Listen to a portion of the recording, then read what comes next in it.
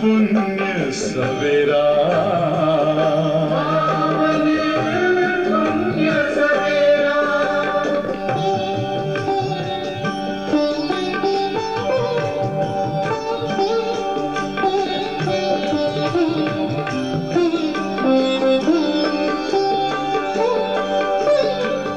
तुम हो कौन, कहाँ से आए, अपने आप को जानो।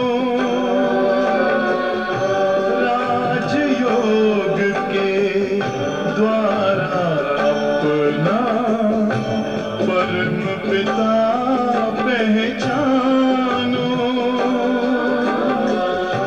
इसी राजपथ पर चलकर तुम पालो अपना बसेरा।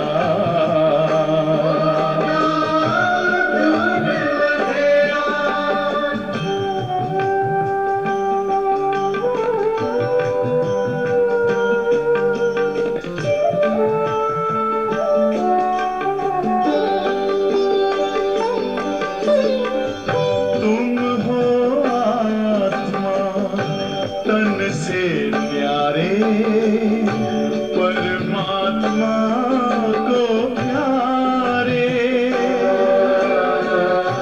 दिव्य गुणों को धारण करके योगी बनो दुलारे। ज्योति बिंदु ही तोड़ेगा ये माया मोह का घेरा।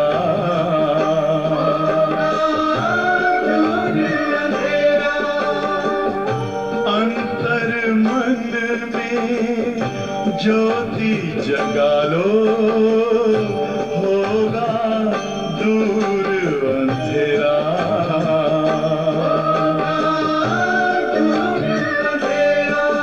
ओम शांति, ओम शांति, ओम शांति।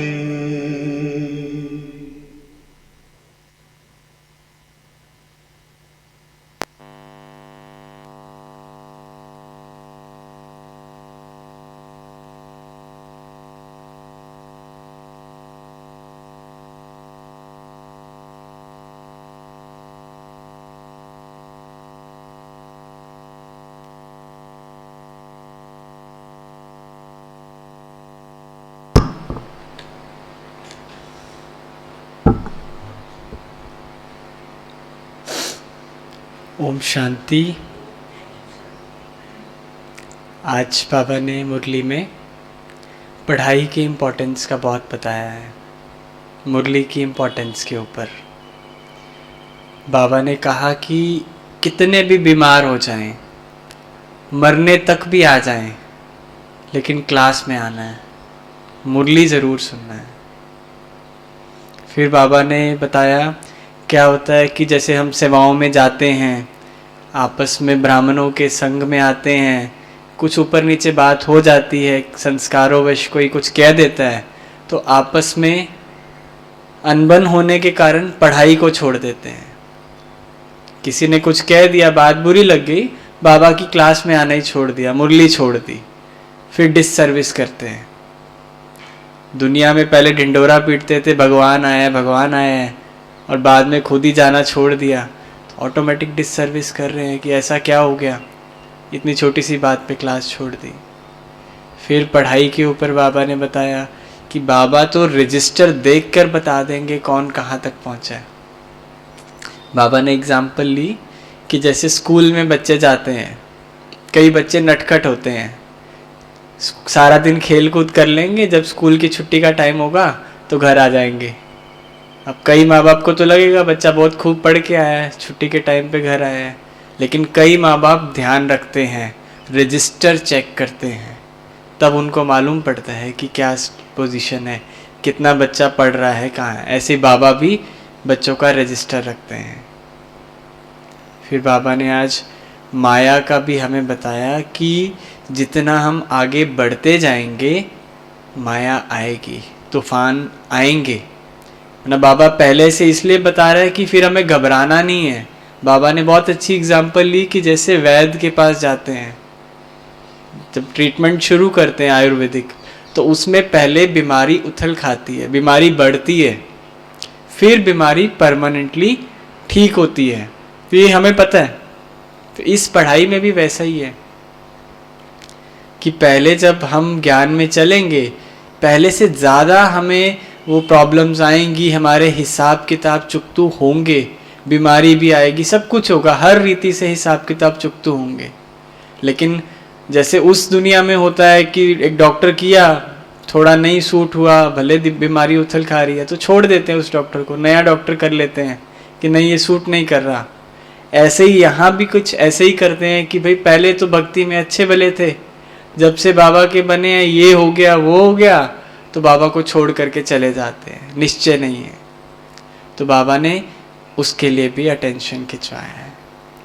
तो सुनते हैं बाबा के महावाक्यों से। बाबा ने कहा, मीठे बच्चे, तुम्हें पढ़ाई का बहुत कदर रखना है। बीमार हो, मरने पर भी हो, तो भी क्लास में बैठो। कहा जाता है ज्ञान अमृत मुख में हो, तब प्राण तन से निकले। मीठे बच्चे, तुम्हें पढ़ाई का बहुत कदर रखना है। बीमार हो, मरने पर भी हो, तो भी क्लास में बैठो। कहा जाता है ज्ञान अमृत मुख में हो, तब प्राण तन से निकले।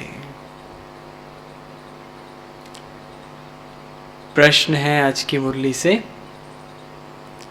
कई बच्चे भी बाप से बेमुख करने के निमित्त बन जाते हैं। कई बच्चे भी बाप से बेमुख करने के निमित्त बन जाते हैं। कब और कैसे?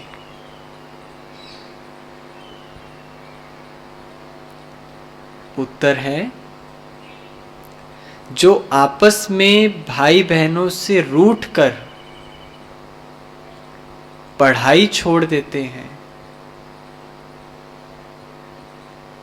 जो आपस में भाई बहनों से रूठकर पढ़ाई छोड़ देते हैं और गुरु के निंदक बन जाते हैं, और गुरु के निंदक बन जाते हैं, उन्हें देख अनेक बाप से बेमुख हो जाते। उन्हें देख बहुत बाप से बेमुख हो जाते। आज अच्छा पढ़ते, कल पढ़ाई छोड़ देते, तो दूसरों को कह ना सके कि तुम पढ़ो। आज अच्छा पढ़ते, कल पढ़ाई छोड़ देते, तो दूसरों को कह ना सके कि तुम पढ़ो।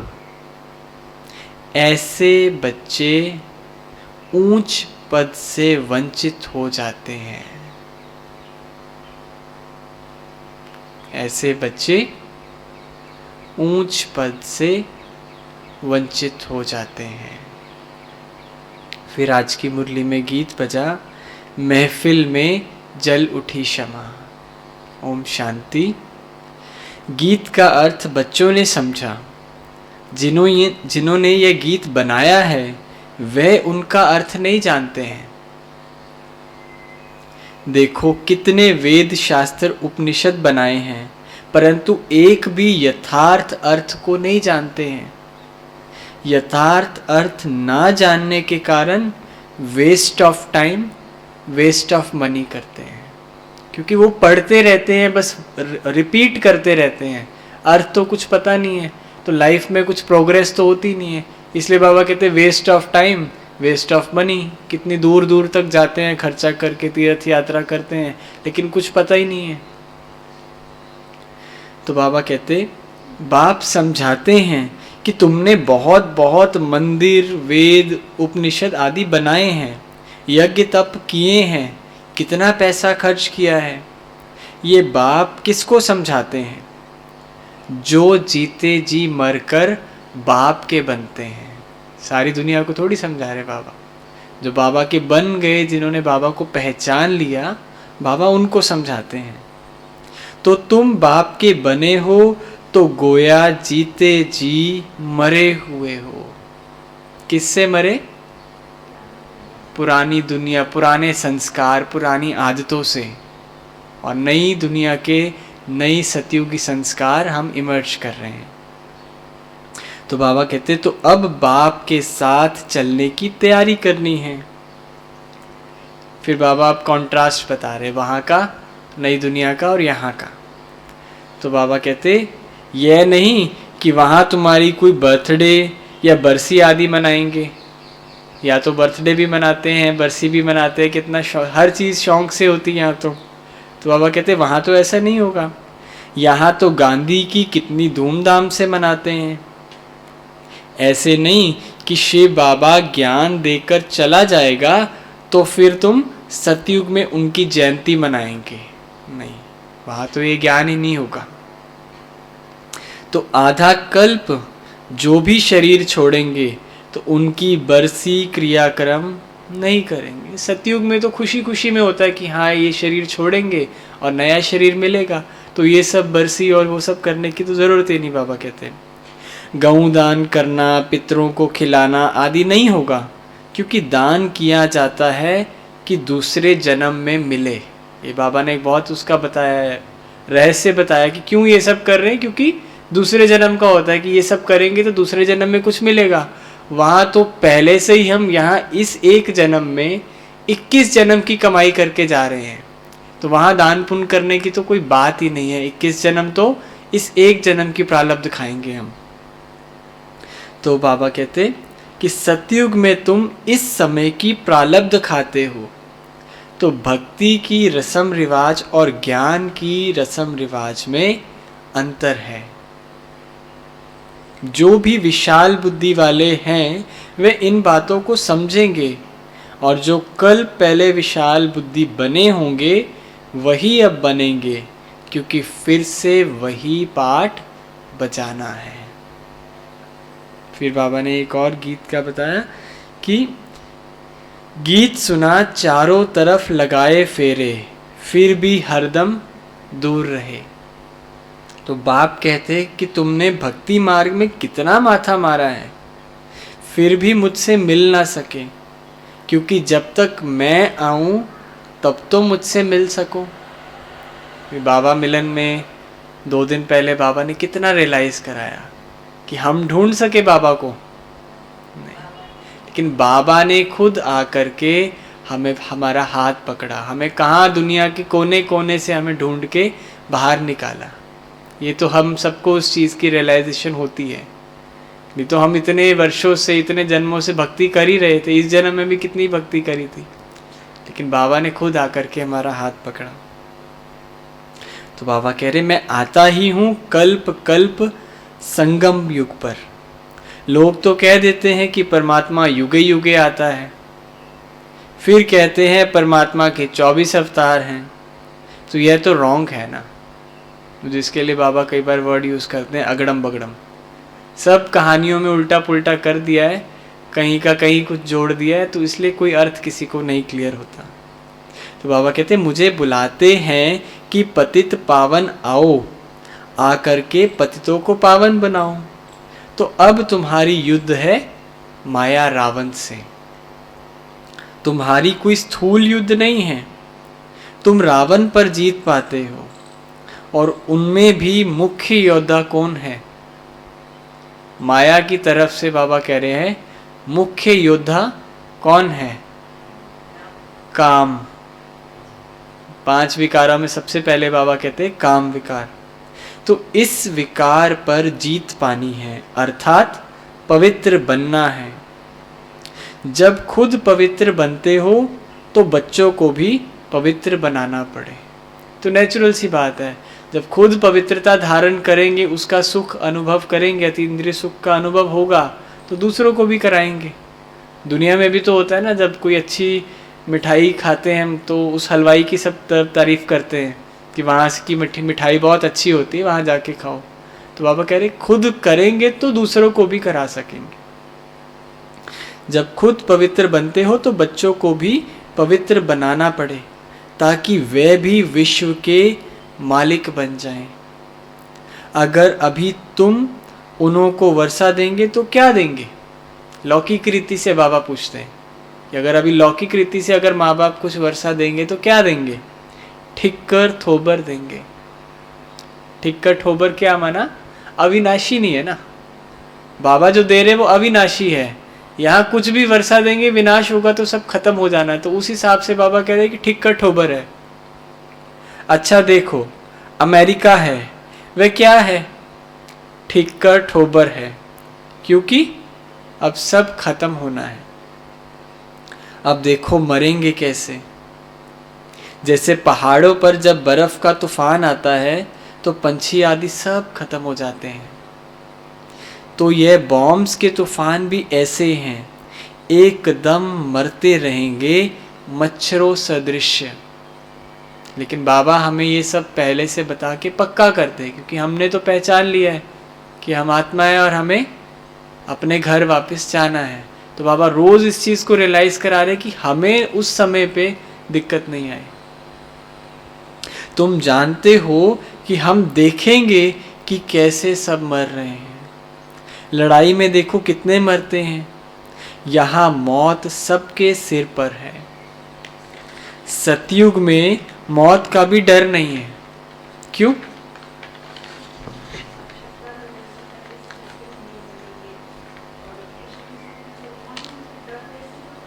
खुशी खुशी, क्योंकि आत्मा का ज्ञान है, सोल रियलाइजेशन है कि हम ये शरीर छोड़कर नया लेने वाले हैं। तो बाबा कहते हैं क्योंकि वहाँ अकाले मृत्यु नहीं होता, सब कुछ अपने टाइम पर होना है। तो बाप ऐसी दुनिया में ले जाते हैं, तो ऐसे बाप की श्रीमत पर चलना चाहिए।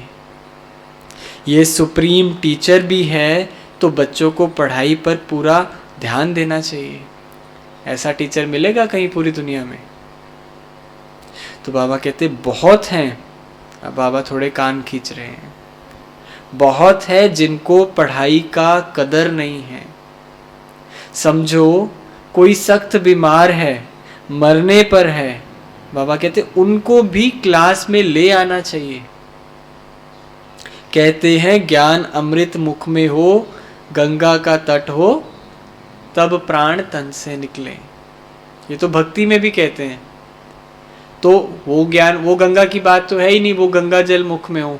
बात तो इस ज्ञान की है कि बाबा की याद में हो और शरीर छूटे तो हमारी सदगति हो। तो पढ़ाई का इतना कदर होना चाहिए। फिर बाबा कहते हैं कि अगर लाचारी हालत में क्लास में नहीं ले जा सकते हो तो उनको घर में भी शिव बाबा को याद कराना चाहिए। परंतु पढ़ाई पर बच्चों का पूरा ध्यान, बाबा फिर से कह रहे हैं, नहीं है। बाबा कहते हैं रजिस्टर ले आओ तो मुझे मालूम पड़ेगा कि कौन कहाँ तक पढ़ता है। देखो, एक होता है क्लास को सुनना, मुरली पढ़ना, मुरली सुनना, फिर उसके बाद उसको कितना धारण करते हैं, कितना चिंतन करते हैं। बाबा कहते हैं मुझे तो, मेरे पास तो सारा रजिस्टर है, मुझे सब पता लग जाएगा कौन कहाँ तक पढ़ता है। और बाबा से पूछते भी हैं कि यह खुद पढ़ता है, औरों को पढ़ाता है, क्योंकि इसी धंधे में ही कमाई है। बाकी सब धंधों में धूल है, क्योंकि धूल में मिल जाना है सब। उन ब्राह्मणों के कच्छ में है कुरम और तुम्हारे पास है सच। तुम सच खंड की स्थापना कर रहे हो। तुम्हारे ऊपर बड़ी जवाबदारी है, इसलिए खबरदारी रखनी है। सिर्फ ये नहीं है कि हमें ज्ञान सुनकर, बाबा से योग लगाकर सिर्फ खुद को परिवर्तन करना है। तो बहुत छोटी बात होगी, वो तो करना ही है, लेकिन स्व के बाद फिर सर्व का भी तो नंबर आएगा ना। कौन करेगा? तो पूरा परिवर्तन करना, हमें ही तो बाबा ने निमित्त बनाया है, हम ही तो बाबा के राइट हैंड है ना बच्चे। तो बाबा कहते हैं कि जवाबदारी है, इसलिए खबरदारी रखनी है। मेहनत है, पढ़ना और पढ़ाना है, ऐसे नहीं सिर्फ पढ़ना है। तुम प्रवृत्ति मार्ग वाले हो, 8 घंटा भल घर का काम करो। गवर्नमेंट का भी कायदा निकालती है, गवर्नमेंट भी कायदा निकालती है कि 8 घंटा काम करो। आगे तो जब स्टीमर बाहर से रात को आते थे तो सारी सारी रात भी दुकान खोलकर काम करते थे। तो तुमको भी घर के काम से फारिग हो इस सर्विस में लग जाना है। तो बाबा हमेशा बैलेंस सिखाते हैं। कभी भी ऐसा नहीं होगा कि घर के सारे काम ख़त्म हो जाएंगे फिर हम कहेंगे कि उसके बाद बाबा की सेवा का टाइम मिलेगा और हम तब करेंगे। ख़त्म हो जाएगा ये संगम युग, लेकिन ऐसा टाइम को कभी भी नहीं मिलेगा। ये तो इसके साथ ही हमें बैलेंस बनाना है। कभी करके भी देखेंगे कि चलो 2-4 दिन सब छोड़ छाड़ के सारा दिन ज्ञान योग करते हैं, नहीं हो पाएगा। कुछ टाइम के बाद एक्टिविटी चाहिए होगी। तो ये बाबा ने इसलिए 4 सब्जेक्ट का एक बैलेंस रखा है कि ज्ञान, योग, धारणा, सेवा, ये चारों पहिए साथ साथ चलेंगे। तो बैलेंस बनाते हुए घर का भी करना है, लेकिन जब मौका मिले तो सेवा भी करनी है, बाबा जो सर्विस के लिए कह रहे हैं। तो बाबा कहते कि तुमको भी घर के काम से फारिग हो फिर से इस सर्विस में लग जाना है। सर्विस करना गवर्नमेंट खुद सिखलाती है, खिलाती पिलाती है, तो उनकी सर्विस भी करते हैं। यहाँ भी तुमको बाप सिखलाते हैं, तो तुम ऑन गॉडली सर्विस करनी है। सिर्फ ओनली सर्विस नहीं, ओनली हो गई सिर्फ अपनी बुद्धि की, खुद को पवित्र बनाना। बाबा थोड़ा आज मीनिंग क्लियर कर रहे हैं। ऑन गॉडली सर्विस माना सर्व की जो हम सेवा करेंगे, ऑन सर्विस माना सिर्फ अपनी सेवा। परंतु हमको तो भारत को स्वर्ग बनाना है, तो तुम्हारे ऊपर बहुत जिम्मेवारी है। जैसे उस सेना पर जिम्मेवारी रहती है, चीफ कमांडर, कैप्टन आदि पर अधिक जवाबदारी रहती है, यहाँ भी ऐसे है। जो अच्छे अच्छे बच्चे सेंटर खोलते हैं वह हो गए कमांडर, तो उन पर जवाबदारी है। तो ऐसे हर एक को देखना है कि हम सर्विस के बजाय कहाँ डिससर्विस तो नहीं करते हैं। बहुत सूक्ष्म होता है ना, हमें कई बार अंदाज़ा भी नहीं होता है कि हम बीच बीच में डिससर्विस कर रहे हैं और कमाई से ज़्यादा नुकसान हो रहा होता है। तो इसलिए बाबा टेंशन खिंचवा रहे हैं। बहुत बच्चे हैं जो भाई बहनों से रूठ कर पढ़ाई छोड़ देते हैं। यह नहीं समझते कि पढ़ाई छोड़ने से गुरु के निंदक ठौर नहीं पा सकेंगे, अर्थात सतयुग में ऊंच पद नहीं मिलेगा। यहाँ बाप बच्चों का रजिस्टर मंगाते हैं, उससे समझ जाते हैं। जैसे स्कूल में, अब बाबा एग्जाम्पल दे रहे स्कूल की, जैसे स्कूल में बाप टीचर रजिस्टर से समझ जाते हैं कि ये बच्चा कहाँ तक पढ़ता होगा। रिपोर्ट कार्ड लेने जाते थे, एग्ज़ाम्स होते थे एनुअल से पहले, 6 मंथली, क्वार्टरली, तब पता लग जाता था कौन कितने पानी में है। ऐसे ही बाबा कह रहे कि रजिस्टर से सब पता लग जाता है। कई बच्चे होते हैं, कई नटखट बच्चे जो होते हैं, जो सारा दिन खेलते रहते हैं और छुट्टी के समय टाइम पर घर आ जाते हैं कि हम पढ़ कर आए हैं। तो किन्हों के माँ बाप तो रजिस्टर भी नहीं देखते हैं, उन्हों को मालूम भी नहीं पड़ता। किन्हों के माँ बाप ध्यान में रखते हैं तो बच्चा अच्छी तरह से पढ़ जाए। यहाँ भी बाबा कहते शिव बाबा अंतर्यामी है, साकार को रजिस्टर दिखाना पड़े। बच्चे कहते हैं, अब दूसरी बात बाबा कर रहे हैं। बच्चे कहते हैं बाबा ऐसे तूफान आते हैं। बाबा कह देते हैं कि ये तूफान तो आएंगे, ये सब तूफान पहले मेरे पास ही आते हैं, क्योंकि जब तक इनको अनुभव ना हो तो बच्चों को कैसे समझा सकेंगे। ब्रह्मा बाबा ने भी तो पुरुषार्थ किया ना, उनके पास भी तो तूफान आए। अच्छा, तुमको माया ने सारी रात हैरान किया, नींद भी नहीं करने दी, टाइम भी वेस्ट किया। बाबा कहते ये भी उनका फर्ज है, कि माया का फर्ज है, टकराएगी जरूर।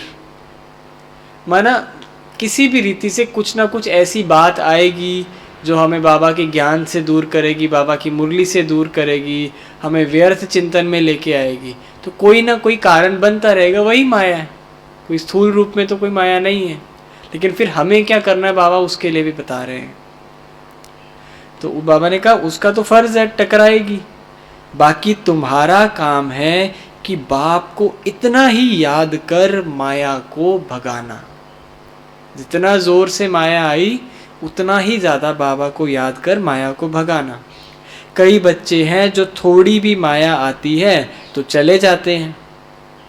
जैसे वैद्य लोग कह देते हैं कि यह दवाई लेने से बीमारी उथलेगी, परंतु कई लोग ऐसे होते हैं, ज़रा सी बीमारी ने उथल खाई तो उस वैद्य को छोड़ दूसरे के पास चले जाते हैं।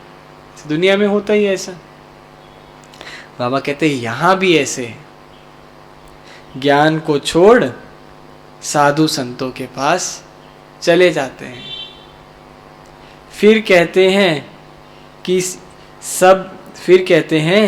सब तो कहते हैं गृहस्थ व्यवहार में रहो, शादी करो। फिर वही उनको पुरानी बातें याद आती हैं।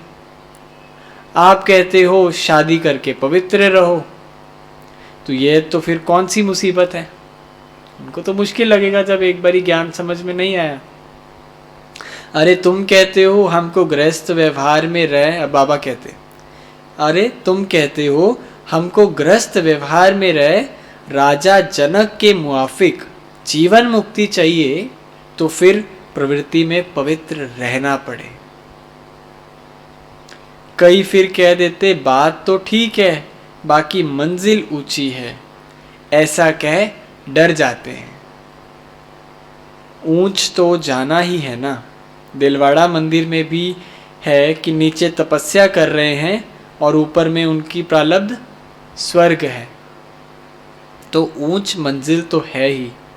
कहते हैं ना कि चढ़े तो चाखे प्रेम रस, यानी बैकुंठ रस, गिरे तो चकना चूर। इसलिए बाबा कहते बड़ी सावधानी से चलना पड़े, डरना नहीं है। बाबा क्यों इतना सब बता रहे कि हम अलर्ट रहें कि ऐसे तूफान आएंगे, लेकिन हमें आगे बढ़ते रहना, हिम्मत रख के, दिल शिकस्त नहीं होना। कहते हैं ये गीता की अथॉरिटी है। गीताएं तो बाबा कहते हैं आजकल बहुत हैं, टैगोर गीता, गांधी गीता आदि। आजकल तो घर से रूठते वह गीता का अर्थ कर देते हैं। कई साधु सन्यासी घर में नहीं गृहस्थी चला पाते, चलो साधु सन्यासी बन जाते हैं, फिर कुछ ना कुछ ये गीता आदि का अर्थ करने लग जाते हैं बाबा कहते हैं, और अपना नाम भी डाल देते हैं उसमें। एक गीता में लिखा है, बाबा मजे की बात सुना रहे कि एक गीता में लिखा है कि बैंगन खाने से ये होगा, भिंडी खाने से ये होगा। ये क्या है? जो अपने मन मर्जी से कुछ भी चीज़ें लिख दी उन्होंने। तो ये बाबा भी रोज़ गीता का पाठ करते थे। ब्रह्मा बाबा जहाँ भी जाते थे, राजाओं के पास भी जाते थे, तो ये गीता का पाठ ज़रूर करते थे। मनुष्य समझते हैं भगत ठगत नहीं होते, परंतु जितना भगत ठगत है उतना कोई नहीं है। तो बाबा कहते कि बच्चे पढ़ाई को नहीं छोड़ना। बाबा फिर बार बार अटेंशन दिला रहे हैं, नहीं तो माया अजगर खा जाएगी, फिर पछताना पड़ेगा। जब धर्मराजपुरी में एक एक जन्म का साक्षात करते सजाए खाते हैं तो बात मत पूछो, क्योंकि इस दुनिया में अगर किसी को सज़ा मिलती है तो वो 100 आर्ग्यूमेंट कर लेगा अपने आप को डिफेंड करने के लिए कि मैंने नहीं किया ये सब। लेकिन वहाँ पर तो बाबा एक एक सीन, एक एक जन्म का सामने दिखाएंगे, फिर सज़ा मिलेगी, तो वहाँ तो कोई ऑप्शन ही नहीं है। तो बाबा कहते हैं कि मुक्ति और जीवन मुक्ति को तो कोई मनुष्य जानते ही नहीं, क्योंकि वह समझते हैं कि सुख काग विष्टा समान है।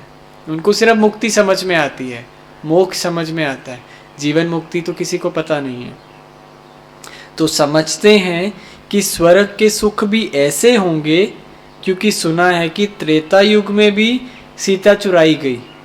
तो बाकी और धर्म वालों, मना त्रेता युग में भी सीता चुराई गई, तो वह भी दुख है, जो कहानियों में तो यही सुना है। तो अब तुम भी जानते हो कि स्वर्ग में तो ऐसी बातें होती ही नहीं है, ये भी भारत की ही कहानी है। बाकी और धर्म वाले इस ड्रामा के अंदर बाई प्लॉट हैं। भारतवासियों के ही 84 जन्म हैं, और धर्म वाले तो 84 जन्म लेते ही नहीं। कहते हैं आत्मा परमात्मा अलग रहे बहुकाल, सुंदर मेला लग गया जब सतगुरु मिला दलाल। अब इस अर्थ को भी नहीं जानते, गाते ही रहते हैं लेकिन जानते तो कुछ भी नहीं है। उनको पता ही नहीं कि कौन से सतगुरु मिलने की बात कर रहे हैं। तो बाबा कहते जानते कुछ भी नहीं। ये ब्रह्मा भी बैगर था ना, इसने भी बहुत गुरु किए थे, परंतु है सब ठगी। तब तो बाप कहते हैं ना सर्वधर्मानि परित्यज्य। वे इसका अर्थ थोड़े ही जानते हैं, भल गीता पढ़ते हैं, परंतु जैसे बाबा ने बहुत स्ट्रांग वर्ड यूज किया, जैसे जंगली तोते। तुम कंठी वाले बन विजय माला में पिरोए जाएंगे। दुनिया वाले इन बातों को क्या जाने, उन्हों को अगर तुम लिटरेचर दो तो फेंक देते हैं। वे लोग क्या जाने ज्ञान रत्नों को। से होता है कि किसी को बाबा का परिचय देते हैं, कुछ देते हैं, या तो दूर से हाथ जोड़ देंगे या आपसे पकड़ लेंगे और बाद में उसको फेंक देंगे। लेकिन बाबा कहते वो लोग क्या जाने इन ज्ञान रत्नों को। तुम बच्चे जो कल्प पहले देवता धर्म के थे, अब वही ब्राह्मण बने हो। जो अब देवता बनेंगे वही कल्प कल्प नंबरवार पुरुषार्थ अनुसार देवता बनेंगे। तो देवता बन ना सके। ये सैपलिंग लग रहा है ना, ये गवर्नमेंट तो कांटों का सैपलिंग लगाती है। यहाँ पांडव गवर्नमेंट देवता धर्म की सैपलिंग लगाते हैं। कितना फर्क है। जब देवता धर्म का सैपलिंग पूरा होगा तब ही इस पुरानी दुनिया का विनाश होगा। तो विनाश के आसार तो तुम देख ही रहे हो कि कैसे यवनों और कौरवों की लड़ाई लगनी है ड्रामा अनुसार।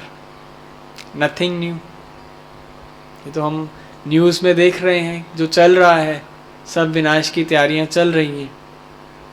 तो बाबा कह रहे कोई नई बात नहीं है। नहीं तो क्यों कहा कि रक्त की नदियां बहेंगी। बाबा कई बार मुरलियों में कहते हैं कि रक्त की नदियां बहेंगी। कोई हिंदू थोड़ी आपस में लड़ेंगे, ये वॉर ही है यवनों और कौरवों की, और हम भी इस युद्ध पर हैं। We at war, we are at war. जैसे वहाँ भी कमांडर देखते रहते हैं ना कि लड़ाई ठीक तरह से चल रही है व नहीं, कोई ट्रेटर तो नहीं है। ट्रेटर के लिए फिर बहुत भारी सज़ा होती है। तो यहाँ भी ऐसे है, अगर कोई बाप का बनकर ट्रेटर बन जाते हैं, है ना, बाबा की निंदा कराते हैं, तो धर्मराजपुरी में बहुत भारी सज़ा मिलती है। बच्चों ने साक्षात्कार भी किया है। जब काशी कलवट खाते हैं, बलि चढ़ते हैं, तो उस समय अनेक जन्म के पापों की सज़ा भोगते हैं। फिर दूसरे जन्म में नए सिरे से कर्म शुरू करते हैं माना भक्ति में भी देखो बाबा ने इतना किया कि जिसने बहुत खूब भक्ति करी उनके पाप वहाँ पे ख़त्म किए और उनको नए जन्म में फिर नए सिरे से सब चालू कराया। लेकिन बाबा कहते मुक्ति में तो कोई जाते नहीं। कहते हैं फलाना पार निर्वाण गया, परंतु जाता तो कोई भी नहीं है। बाप को बुलाते हैं पतित पावन आओ, कि सर्व का सद्गति दाता एक ही है। ये तो समझ की बात है ना। बाप आते हैं तो कईयों को गति सद्गति दे जाते हैं। परमात्मा ने जब ऑर्डिनेंस निकाला है कि पवित्र बनो, फिर क्या कहते दुनिया वाले? कहते हैं कि दुनिया कैसे चलेगी? अरे तुम कहते हो कि खाने के लिए नहीं है, प्रजा कम होनी चाहिए, फिर कहते हो दुनिया कैसे चलेगी? तुम बच्चों को अच्छी रीति समझना चाहिए। अच्छा, मीठे मीठे सिकिलदे बच्चों प्रति माता पिता बाप दादा का याद प्यार और गुड मॉर्निंग। रूहानी बाप की रूहानी बच्चों को नमस्ते। हम रूहानी बच्चों की रूहानी माता पिता बाप दादा को प्यार, गुड मॉर्निंग और नमस्ते। धारणा के लिए मुख्य सार क्या कहा होगा आज बाबा ने? पढ़ाई नहीं छोड़नी है।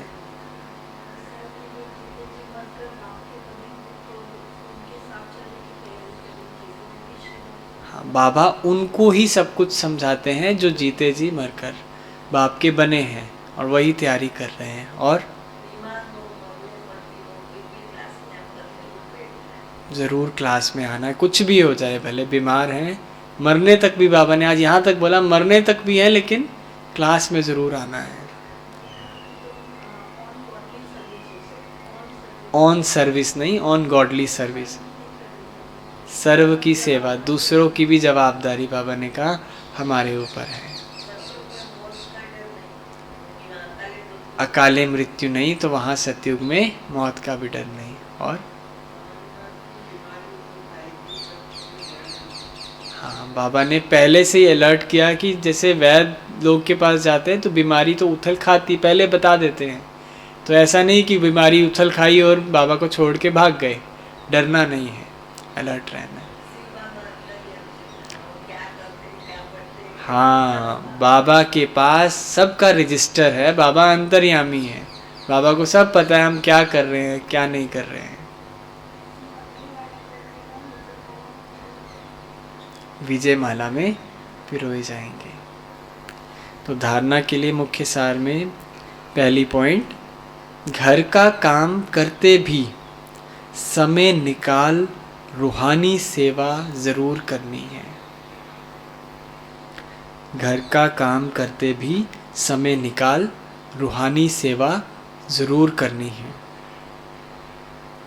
अपने को सर्विस बढ़ाने का जिम्मेवार समझना है। अपने को सर्विस बढ़ाने का जिम्मेवार समझना है, डिस सर्विस नहीं करनी है।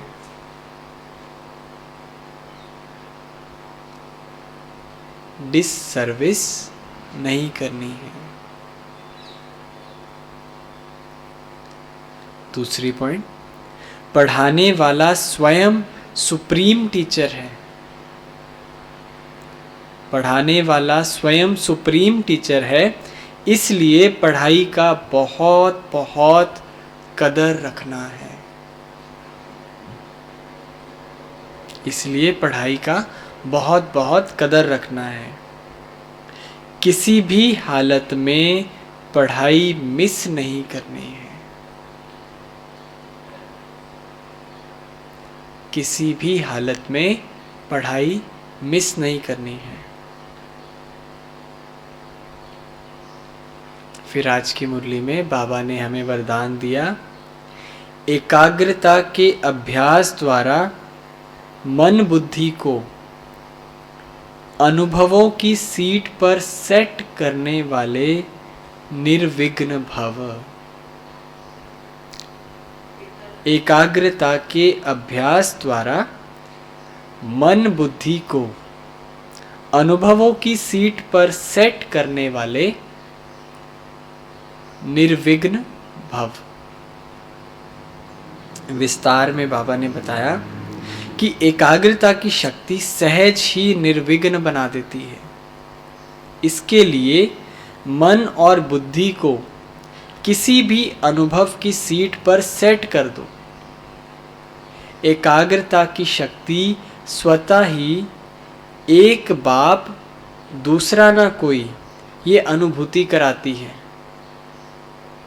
जैसे उस दिन भी बाबा ने बाबा मिलन में बताया ना कि जितना यूज करेंगे उतना वो चीज़ बढ़ेगी, अनुभव में आएगी। तो अनुभव के लिए बाबा ने कहा कि एकाग्रता से कोई भी, जैसे ज्ञान की हम किसी भी पॉइंट का स्वरूप बनना चाहते हैं तो एकाग्रता से उसका लक्ष्य लेके उसके ऊपर हमें काम करना है, मन बुद्धि में उसी का चिंतन करना है। तो धीरे धीरे धीरे धीरे बाबा फिर उस चीज़ का हमें अनुभव कराएगा।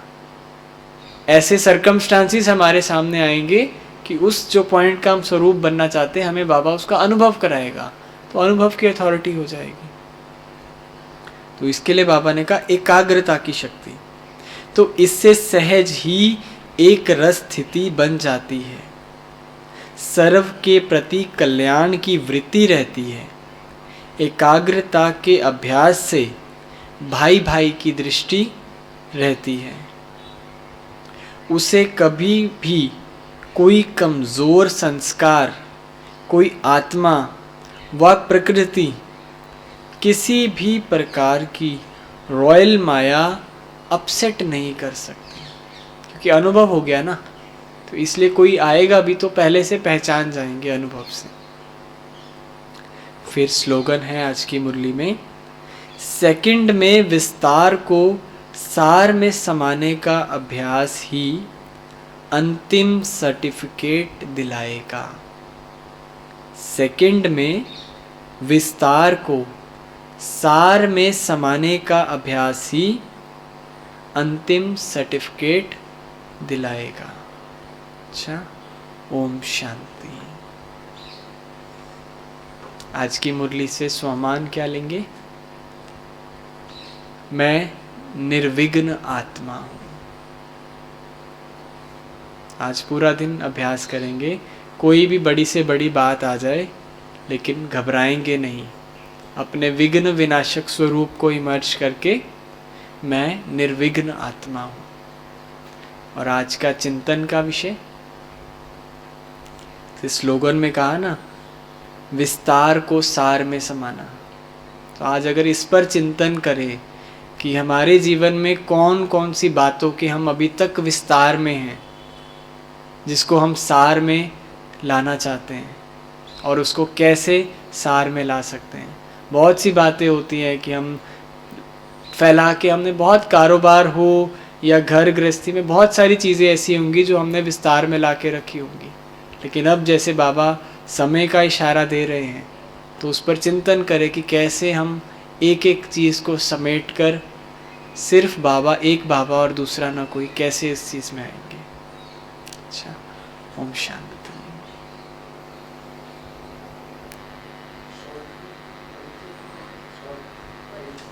हुआ पहले। अच्छा, भाई जी कह रहे हैं कि परिचय के लिए, तो वैसे तो परिचय आपसे कई बार हुआ है कि मधुबन में अभी अकाउंट ऑफिस में सेवाएं दे रहे हैं पिछले 1.5 साल से। शरीर का नाम निखिल भाई है और 5 साल से ज्ञान में चल रहे हैं। तो अभी माताजी और पिताजी के साथ यहाँ कुछ उनके ट्रीटमेंट के लिए यहाँ पे अहमदाबाद में आना हुआ था, तो कुछ दिन अभी यहीं पे सेंटर पर रहेंगे।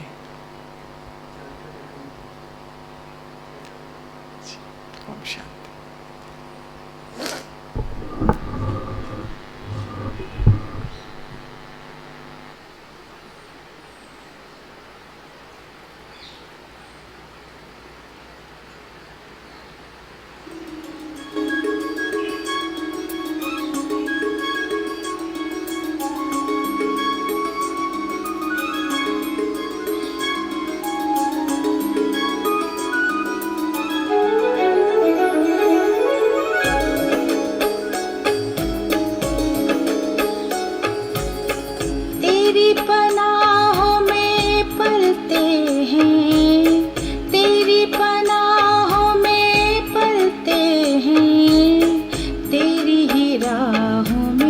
चलते हैं, तेरी ही राहों में चलते हैं।